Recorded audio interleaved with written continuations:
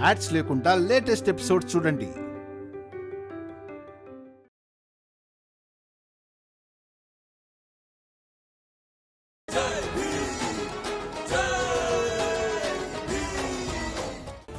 మీ ఆత్మాభిమానం కూడా ముడిపడి ఉంది కదా అన్న. చాలు.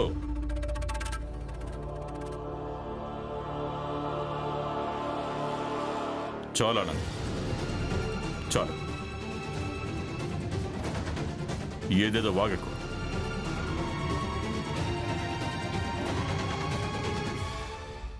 ఒకవేళ వాడు నీకు తమ్ముడైతే నేను కూడా భీముకు తండ్రిని. వాడి గురించి నీకంటే నాకే ఎక్కువ తెలుసు. ఎప్పుడైనా పోరాటం చేయడానికి ఇంట్లోంచి బయటికి వెళ్ళినప్పుడు నీకంటే ఎక్కువగా నేనే కంగారు పడుతుంటాను. నీకంటే ఎక్కువగా నేనే బాధపడతాను. నీకంటే ఎక్కువగా వాడి గురించి నేనే బెంగపడుతుంటాను. చాలాసార్లు నాకు కూడా అనిపిస్తుంది, చిన్నప్పుడు నేను వాడిని న్యాయం కోసం, హక్కు కోసం, ఆత్మాభిమానం కోసం పోరాడడం నేర్పించాను. ఇక ఈరోజు అదే శిక్షణ బీజంతో, పోరాటాలతో ఒక పెద్ద ప్రపంచాన్ని వాడు మెల్లమెల్లగా నిర్మిస్తున్నాడు. నేను ఎన్నోసార్లు అనుకుంటాను, చిన్నప్పటి నుంచి ఈరోజు వరకు నేను వాడికి ఏదైతే నేర్పించానో అది ఒప్పా కాదా అని. కానీ దాని అర్థం ఇది కాదు కదా. నేను వెళ్ళి భీముకు చెప్పాలని, నేను వాడి తండ్రినని, అలాగే ఒక తండ్రినైనందుకు ఇలా చెప్పాలా? ఈ రోజు నుంచి నువ్వు ఎవరి కోసం కూడా హక్కు కోసం పోరాటం చెయ్యొద్దని నేను చెప్పలేను, ఎప్పటికీ చెప్పలేను. ఎందుకంటే బాబు, అలా ఆలోచించగలిగే నా మార్గాలన్నీ మూసుకుపోయాయి. కానీ నువ్వు వాడి అన్నయ్యవు. బాలాలాగే నువ్వు కూడా వాడిని వ్యతిరేకించొచ్చు, లేదా లక్ష్మిలాగా నువ్వు వాడికి సహకరించొచ్చు.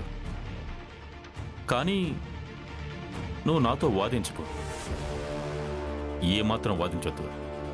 నువ్వు భీమును ఆపడానికి ప్రయత్నించాలనుకుంటే ప్రయత్నించు, తప్పకుండా ప్రయత్నించు. నిన్నెవరూ ఆపరు. ఇక మిగిలింది లక్ష్మీ సంగతి అంటావా? తన మామయ్య ఇంకా బ్రతికే ఉన్నాడు, తను బాగోగులు చూడ్డానికి. తన గురించి నువ్వు బెంగపడకు.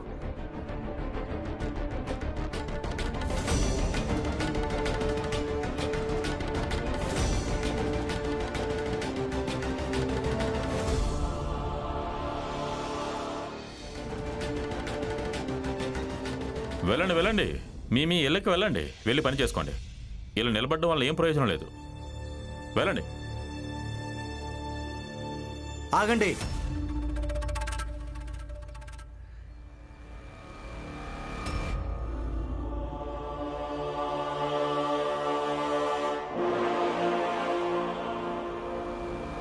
ఆర్తి, నిన్ను అరెస్ట్ చేస్తున్నాను.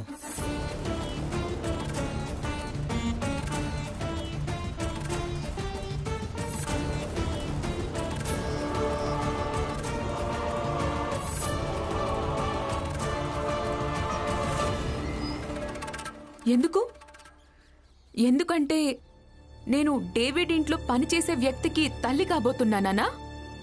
ఇక తనను వదిలేసి ఇక్కడికి వచ్చానా? కాదు, స్వతంత్ర పోరాటంలో నువ్వు ఆందోళనకారులతో ఉన్నావని.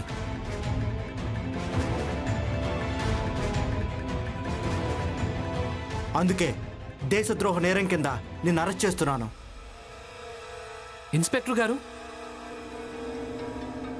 అసలు మీరేమంటున్నారు? దేశద్రోహం పేరు చెప్పి కేవలం ఈ కేసును పటిష్టంగా మార్చడం జరుగుతోంది.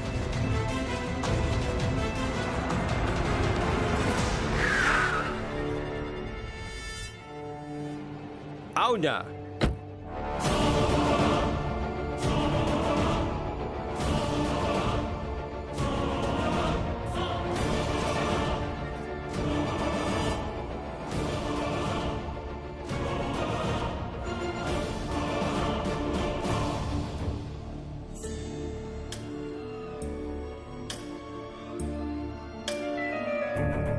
చట్టం గురించి కొద్ది గొప్ప తెలిసిన భీమ్రావ్ కోర్టులో కేస్ వెయిట్ చూసి అలాగే పంచుతూ ఉంటాడు.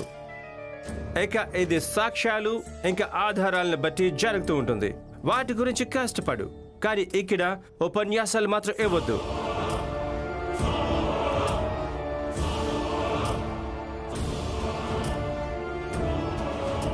Arrest her. తనని అరెస్ట్ చేయండి.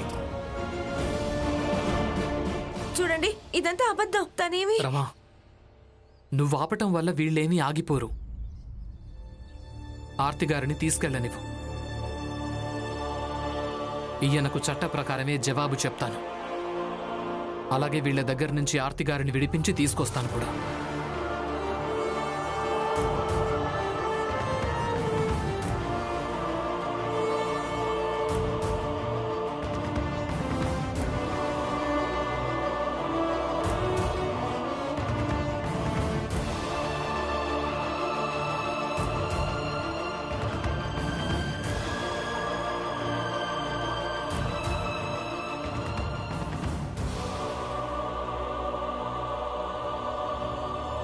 చూడండి, ఈ బస్తీలో ఎవరైనా ఒకవేళ ఆర్తికి సహకరిస్తే వాళ్ళు నాకు శత్రువు అవుతారు.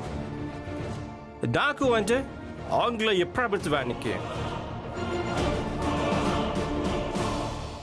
నిశ్చింతగా ఉండండి సాహెబ్.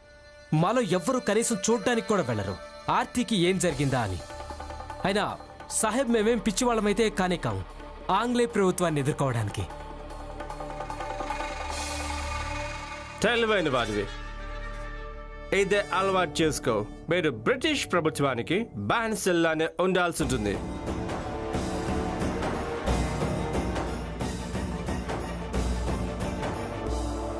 డేవిడ్ సార్, అలాంటి భ్రమల్లో ఉండకండి. మీరు అన్యాయం చేస్తున్నారు. ఇక ఏదో ఒక రోజు అన్యాయం అంతమయ్యే తీరుతుంది కూడా.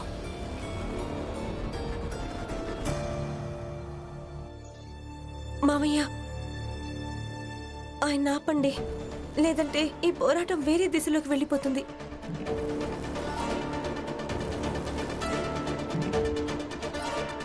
ఈ విషయం ఇప్పుడు ప్రభుత్వం, రాజకీయం అలాగే వాణిజ్యానికి కాదు. ఇప్పుడు ఈ విషయం ఆర్తిని కాపాడడం గురించి.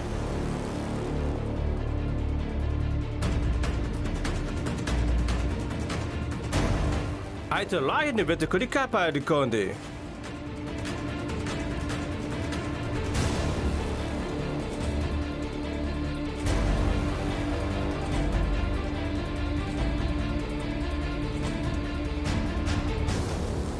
నాన్న, నేను లాయర్ని వెతకడానికి వెళ్తున్నాను.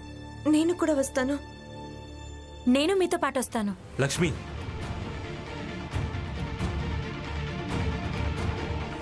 నువ్వెక్కడికి వెళ్ళడానికి వీల్లేదు.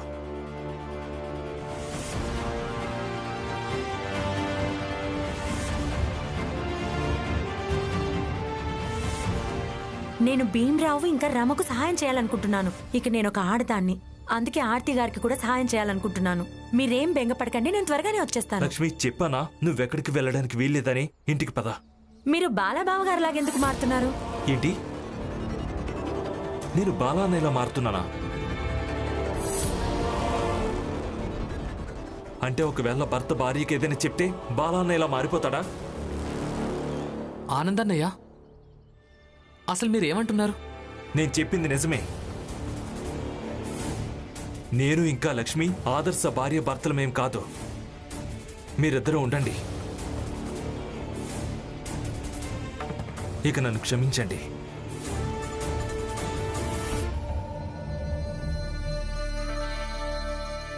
లక్ష్మి, పద. బావా, ఎందుకలా చేస్తున్నారు?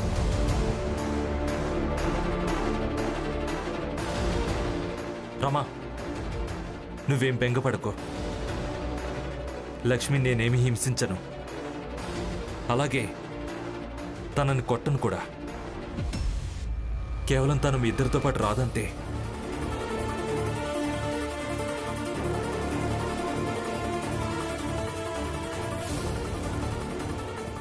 పద.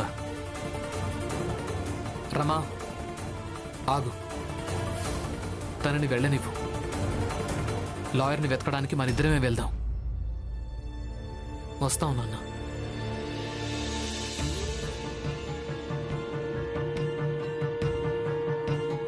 అన్నయ్య, ఈ ఆనంద్కి హఠాత్తుగా ఏమైంది? కొంచెం వాడికి చెప్పండి. హఠాత్తుగా కాదొదినా. అసలు భీమ్ చెప్పే ఆ కలల గురించి ఎంతకాలమని వింటూ ఉంటారు మీరు? ఇంకా ఎంతకాలమని ఆ కాల్పనిక ప్రపంచంలోనే బ్రతుకుతారు? ఏముంది, ఆనంద్కు తొందరగా అర్థమైపోయింది. ఇక తను సరైన మార్గంలో వెళ్తున్నాడు. మీరా, ఆనంద్ సమస్య వేరే ఉంది. వాడిని వాడి పద్ధతిలోనే ఉండనివ్వు.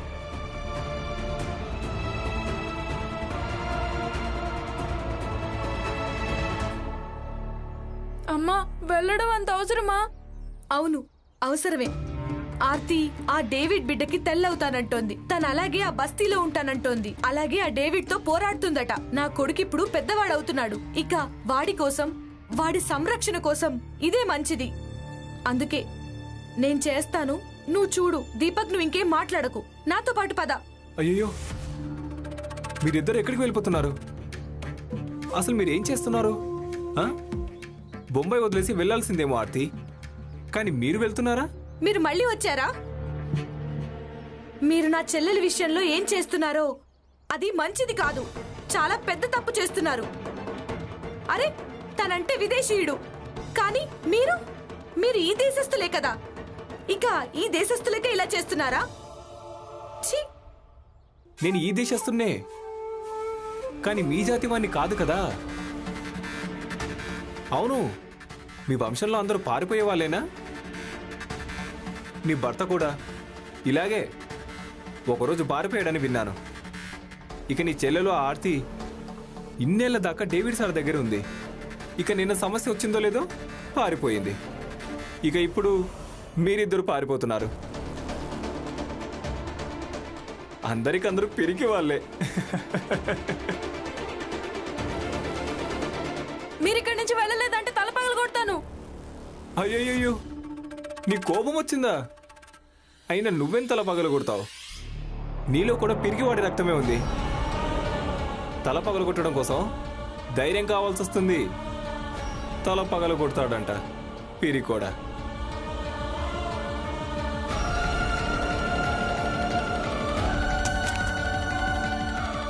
పదండమ్మా.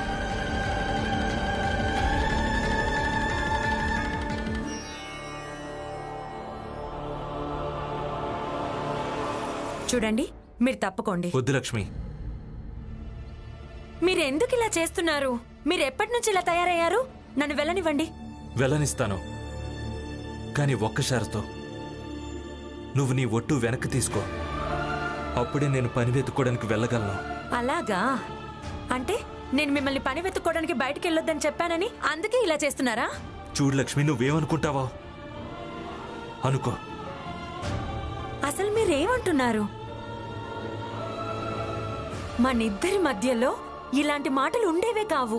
నువ్వేమనుకుంటావో అనుకో, అలాంటివి నాకు అర్థమయ్యేలా చెప్పండి. అసలు మీ మనసులో ఏమనుకుంటున్నారు?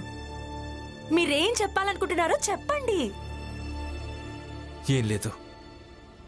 చెప్పండి నాకు. లక్ష్మి, ఏం లేదని చెప్పాను కదా. లేదంటే నా మీద ఒట్టే చెప్పండి. అంతగా ఏం జరిగిందని మీరు నన్ను అందరి ముందు ఎదురుగా అలా చేపట్టుకుని తీసుకొచ్చారు? నువ్వెందుకు అర్థం చేసుకోవడం లేదు? ఒకవేళ నువ్వు సంపాదించడం ఎంత ముఖ్యమో నేను సంపాదించడం కూడా అంతే ముఖ్యం. నా ఆరోగ్యం చెడిపోతుంది. నేను డాక్టర్ని కలిసి వచ్చాను. నాకు ఖరీదైన మందులు కావాలన్నాడు.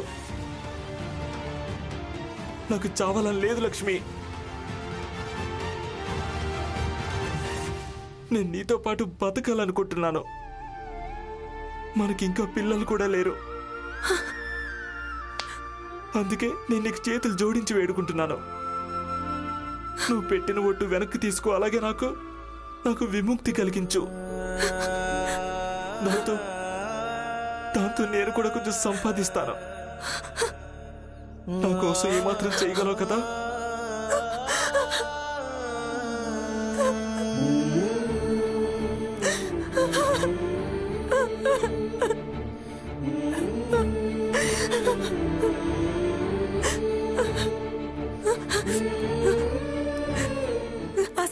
అసలు ఏమైంది?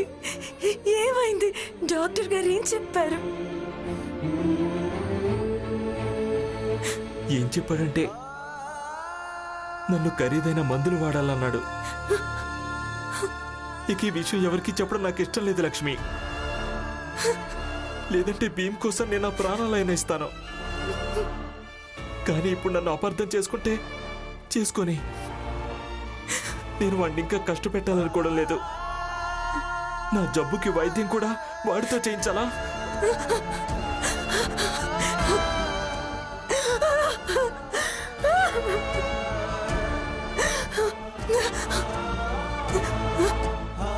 చూడండి, మీరు మీరు ఎవరికి చెప్పొద్దు. చెప్పకండి. మీరు దిగులు పడకండి. ఇక అంతా నేనే చూసుకుంటాను. నా మీద నమ్మకం ఉంచండి. మీకు ఏం కాదు. అలా అలా ఎలా జరుగుతుంది? మీకేమి కాదు. ఇంకా ఇంకా మనం చాలా ఏళ్ళు కలిసి బతకాలి కదా? అవును కదా?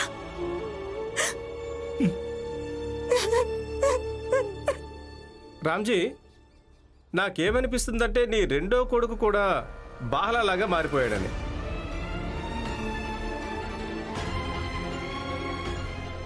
పాపం రామ్జీ జీవితమంతా తన పిల్లలకు సిద్ధాంతాలు నేర్పిస్తూ వచ్చాడు.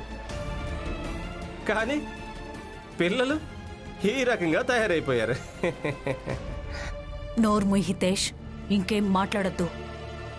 మా కుటుంబం గురించి నీకేం తెలుసని? ఆనంద్కు కోపం వచ్చింది, కేకలేసి వెళ్ళిపోయాడు. కానీ వాడికి చెప్పడానికి లక్ష్మి వెళ్ళింది కదా. బాలా వేరు, అలాగే భీమ్, ఆనంద్, లక్ష్మి, రమ మేమంతా ఒక్కటే. అలాగే ఎప్పటికీ ఒక్కటిగానే ఉంటాం.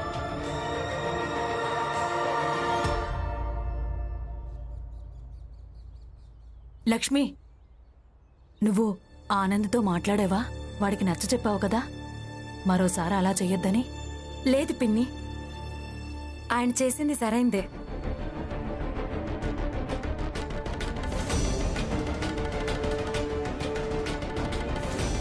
ఎందుకంటే మేము భీమ్రావ్ ఇంకా రమ వెనకాల తిరుగుతూనే ఉండలేం కదా. నేను కూడా పని చేయాల్సి ఉంటుంది.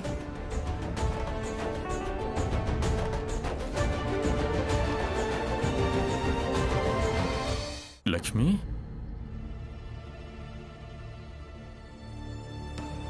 అసలు నువ్వేం మాట్లాడుతున్నావు?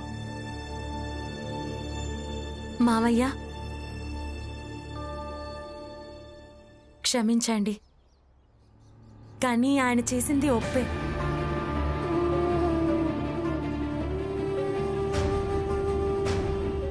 మీకంటే పెన్షన్ వస్తుంది కదా, దాంతో మీ ఇల్లు గడిచిపోతుంది.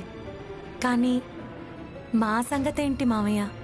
మావయ్య, మా ఇల్లు గడవాలంటే మేము సంపాదించక తప్పదు కదా. నేను కూడా కోరుకుంటున్నాను భీమ్రావ్ ఇంకా రమకు వీలైనంత త్వరగా లాయర్ దొరకాలని. కానీ నేను పని వెతుక్కోవడానికి వెళ్తున్నాను.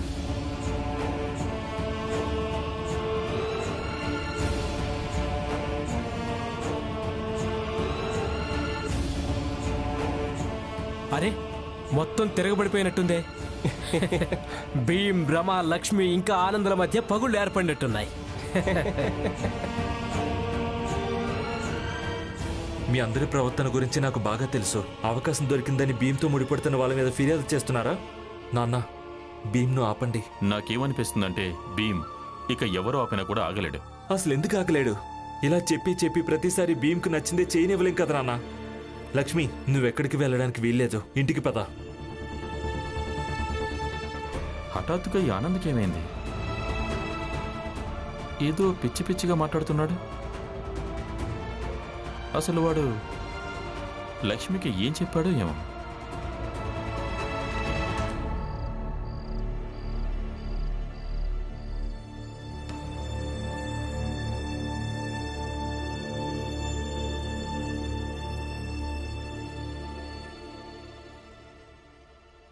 ఓపెన్ చేయండి.